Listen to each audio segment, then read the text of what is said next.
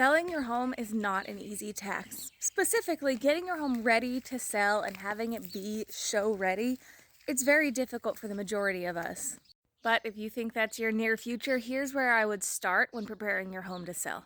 Your curb appeal matters more than anything else. Buyers typically decide whether or not they want the house before leaving their car, and I know this to be absolutely true. So spend some money, invest in landscaping, freshly paint your garage, freshly paint the front of your house if you can, power wash it if you can't, make sure the moss and stuff is scrubbed off of your roof, make it look really tidy.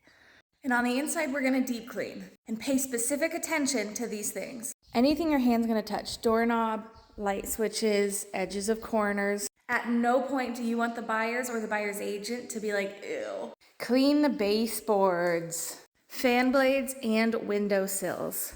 Get all up in there, and get all up in there. Every home forgets this, but clean your doggy doors too. Deep clean that oven.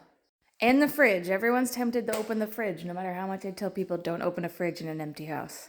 After you clean everything, if you have some funds that you can dedicate to this project, update hardware. Like what this kitchen did. It's the original counters, but they updated the hardware. Beautiful. Same with lights. If you have any ugly lights, go to Home Depot or something and get some lights. When I say get lights, I don't typically mean lights like this. However, I do like this, but this is not going to reach a ton of buyers. Have you hung something more modern, honestly more basic? Buyers love that stuff. A mirror is another cheap thing you can update. Same with the faucets, hardware. Scrub that tub. Every buyer is gonna look at the bottom and the edges of the tub. Scrub it down, replace the shower head if necessary. Shower heads are like $20, replace it. When it comes to holes in walls when you remove things, it's best to leave the nail or screw in the wall. Like these were held in properly. You could have left that in there and it would have looked a lot better.